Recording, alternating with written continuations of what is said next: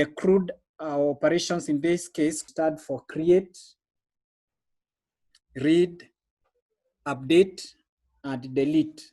This is what I'm demonstrating. It has a button called add employee. So this, when I click on this add employee, I am given some fields. So these are fields within a form. And this form requires me to give the name, the address, and the salary of the employee. Now, all this data is going to be posted to the database. I want to show you the database. So this is the database, and this is the PHP MyAdmin, which you get to through localhost stroke PHP MyAdmin. The database which we are using is called Kids Can Code, and it has several tables within it. So it has a table called customers, a table called employees, a table called orders, and a table called student. Our concern is on the employees table. Our employee table currently has 2 records. It has the record of Mark Mutegi and the record of James Karaoke. Now, using this form, I can add some more details on this on the database. Wilson Kimani. The address is that Kiambu, 129,000. So I submit that. The index file gives us the listing of all the employees. So Wilson Kimani has been added. I'm going to add another employee. So this is a create operation that I am doing. I want to show you how the operation is working. And then after I show you the operation of the application, I'm going to go back and show you the different files and the work they are doing.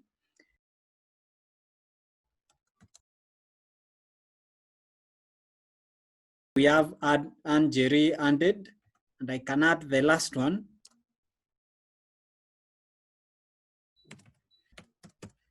The create is the one we are using the add button.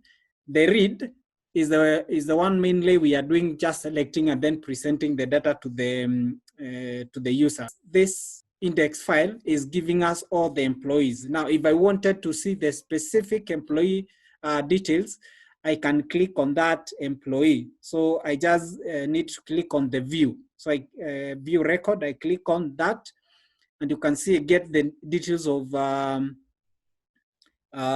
Mutegi. At the top address, on the address bar, for now I am in the file called index.php. If I click on the create, then you realize the address bar now changes to create.php, which means I have gone to another file that is doing this particular work of create. If I click on the view, you realize the file also changes, and it is now giving me the read.php. So this is the one that we're using to view. Now, if I click on the update record, I want to update the one for James Karaoke. So I'm going to click on the update record. You can see at the top, now I'm dealing with the file, which is called update.php. So this means we are dealing with another file. The update gives you the details of the person, and at the same time, it gives you a chance that you can edit that. We have James Karaoke, and the address is in Kisumu. I can change also the address for Anjeri. We have Anmoeni, and the address is in Kitui. When you click on the delete, data is going to be removed from the database. If I refresh this, you can see from the first 2 names that we had for Mark Mutegi and Karaoke, James Karaoke, now we have more records which have been added. One is Wilson Kimani, and Mweni, and Collins. So these have also been updated on the database without us now using updating those details through the PHP MyAdmin. So this is the bit I was saying. When you start to use the forms, then it will be updating your database automatically. And I'm going to show you how that has happened. Now, if I go to delete, click on delete record. At the top, it gives you another file that is being accessed. So the file we're accessing at this particular time is delete.php. Click on yes. The record for Mark is now missing. That is to mean we have deleted that. Looking at the database, I know I can see it because I have not refreshed this, but after I refresh, then also it's supposed to disappear. Delete another one.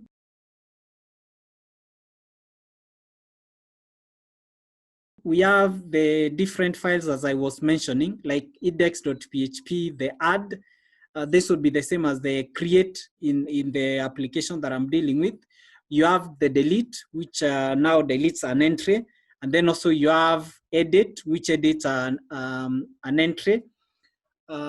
This would be the same as the create file. So all these, the file names, you can change them and you can call them whatever you want. The index file is the one that lists everything. It is listing the details of the users. So what this does is to check whether the session is okay.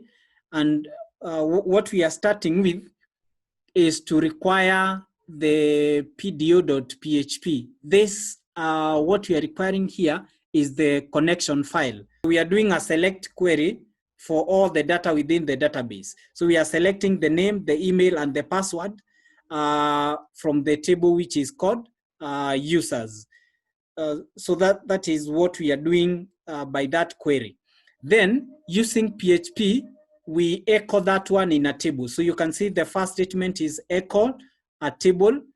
And then while the fetch statement, this we are fetching now all the rows that are within the table. So while all those elements are, we keep fetching one item at a time, then we are going to create a table row and a table data. So whatever is generated, we are going to put it in a table row. So the first table data is going to contain the name. The second table data is going to contain email.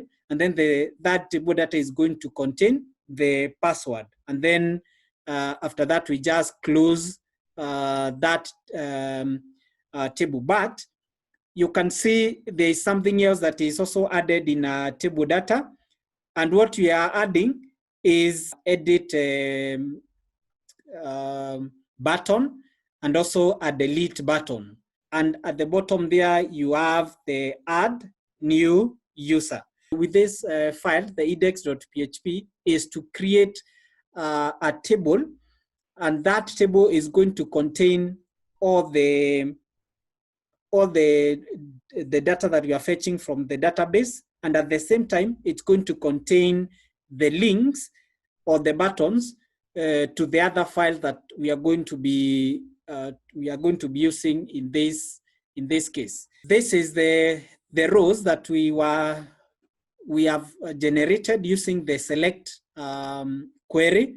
So we generated the first record, the third, and the fourth, and then the buttons that we have seen are the ones that we have inserted using the view record, the update, and the delete. So these actions have been are the buttons we are talking about. When you click on the add button below, it will take you now to this page where it has the code for add a new user, where you're supposed to put the name, the email, and the password.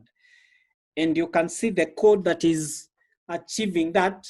You have a form. So we have created a form, and this form is taking all the data. So it is taking one, the name. So these are within our PHP file, we are creating what we'd call the HTML element. So a form is an HTML element, which is being used now in this case to collect the data. So it is taking up the username. It is also taking up the email and the password. And then after that, you just click on the submit button to send this data now to the form that is going to process it. So that is for the add. After you click now the add button, the submit is going to be done, and it's going to add the data to the database. So this code is just showing how that submission is going to be done. So when you do the submission, we are going to do an insert query. So the insert into the table users, and what you're inserting is the name, the email, and the password, and then you have the values that you need to bind. So this is the what we call the named placeholder, and then you bind them.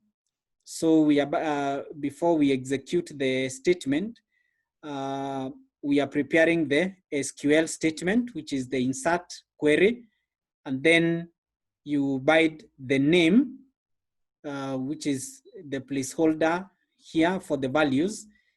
Then we are assigning it the name. This is the name. If you look at what is given before the name, is we are using the method or the keyword post.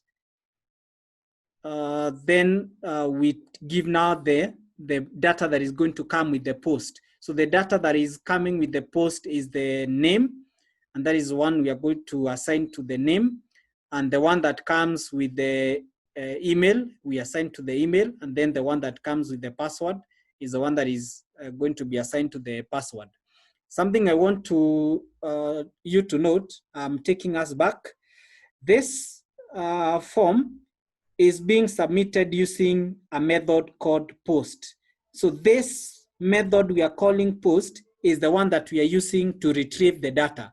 After you've clicked the submit button, this post method is the one that is going to be used to access the data. Delete from the users table where the ID is given by the zip.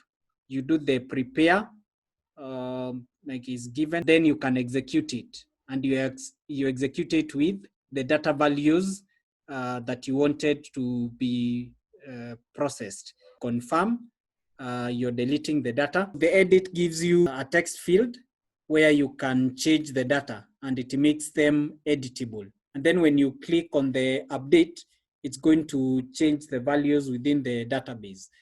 And the query for updating is this update users, where you set the name. So it seems in this case, so you're setting the name to this. This is a named placeholder. You're setting the email to the named placeholder, and then you're setting the password to the named placeholder. Then now you need to put values. So like the name, the placeholder for the name is that I'm giving it whatever I sent using the post. After you've done that operation, then you're given the details that it has been updated. We start with the configuration file. And we said with the configuration file, all that it does is to do the connection. I am defining the database server, then the username, also the password, and also the database name. The way you do a connection is that you need to give the server name, then we need to give the database name, then we give the username and the password for our database. This PDO or this variable I am setting is just a variable for my connection. So I have just set a variable for connection, which I have called PDO, and it's the one now I'm using to set the attribute for error. If I click the create PHP, the first statement you're going to see is require once config.php.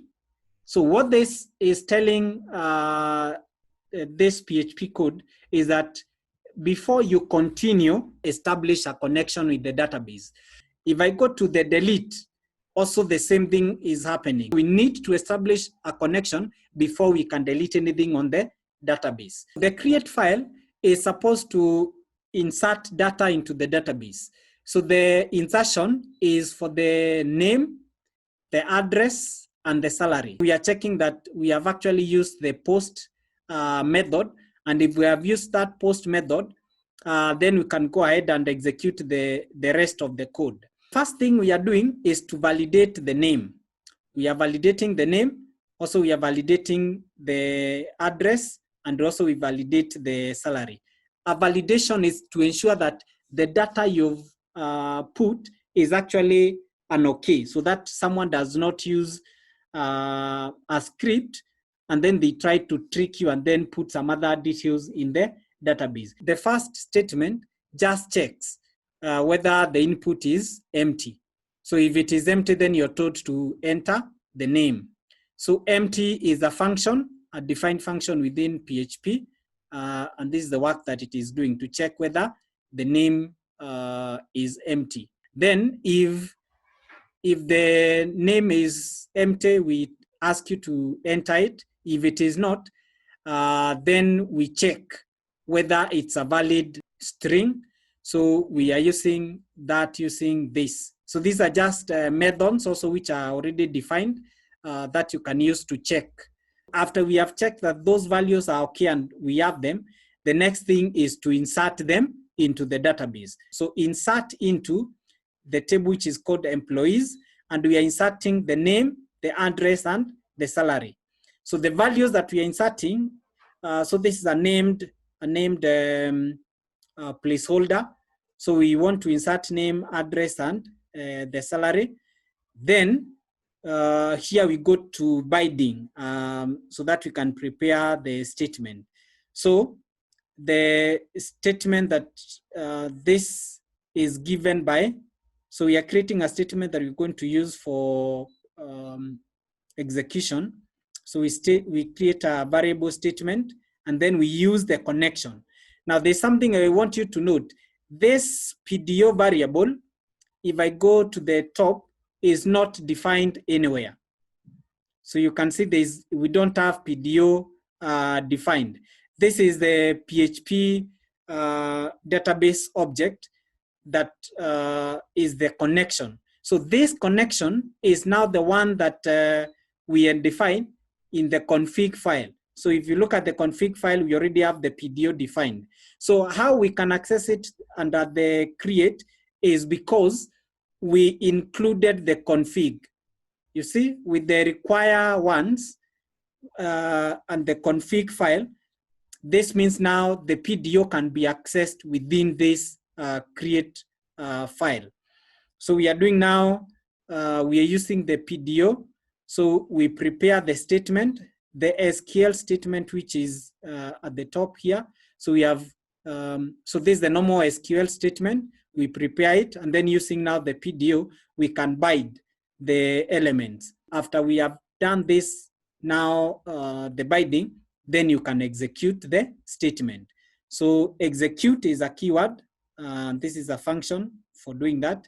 So you execute, and after you've done the execution, then your data is going to be uploaded. If the data is not uploaded, then you're going to have something went wrong. This is just a pure HTML code that is defining a form. So we are defining a form, and this is the form that has all those other details. If you go to the delete file, we start with the config file. Then we have the query. So we are doing a delete, and the deletion we are doing is where the ID is equal to the ID that we submit during the using now the form. So I can go to the form that is doing the deletion, and you're going to see that if I click on the delete, this delete at the top, by clicking yes, at the top here, you can see there's some data that is going to be submitted that we are going to delete, delete.php, and then there's an ID we are submitting. So the ID is 4, and then the other bit is just, as I had explained, binding the ID that is being deleted with whatever has been posted, which is 4. And after you do that, you just execute the code. A read is just a selection query. So this is, it's going to just select everything from the employees. And after it has selected that query, now you bind it using a certain ID, and then you do the row count so that you can access all the elements within that, that row, and then you can fetch each element using now the fetch a sock. This is what we said is used by PDO to follow all the elements within an array that are being returned, and you can post all of them.